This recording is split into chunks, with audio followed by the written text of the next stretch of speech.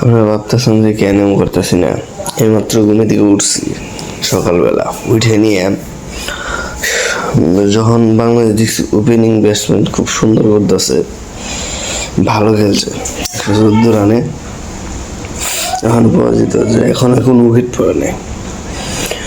যখন আপনার ঘুমের দিকে উঠছি, ঘুমিয়ে পড়ছি, সকালে উঠে দেখি সুলতানির ফুলারা কি বোলিং করছে, আর মানে ব্যাটিং দিয়ে যে করছে ওপেনিং যাওয়ার পরে 5 ওভার সব শেষ, সবটি উইকেট পড়ে গেছে।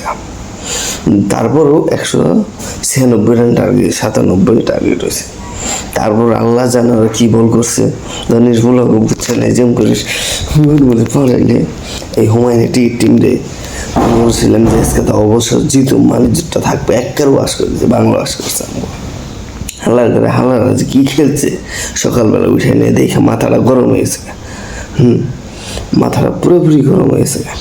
এই শালাগো খেলা দিয়ে হালাগো কি করা উচিত জানেন? এই যে টয়লেট আছে না, এই যে বাথরুম দেখতে, বাথরুমে পানি দিয়ে মুখ দেওয়া নিছে। এই হালারা খেলবো না, মানুষ যত নষ্ট করে বেড়াইছে। সুলতানের পোলারা খেলবার রাখে নাই, ওই বাথরুমের পানি দিয়ে মুখ দেওয়া নিচ্ছে। দিয়ে হালাগালা সকালবেলা ঘুমিয়ে তো হারিয়ে নেই, হালাগনিকে রাত 12টার সময় ঘুমাইছি। তারপরেও দিকে আরন চোদাইছে সুলতানের পোলা, মনে করছিলাম জিতবো।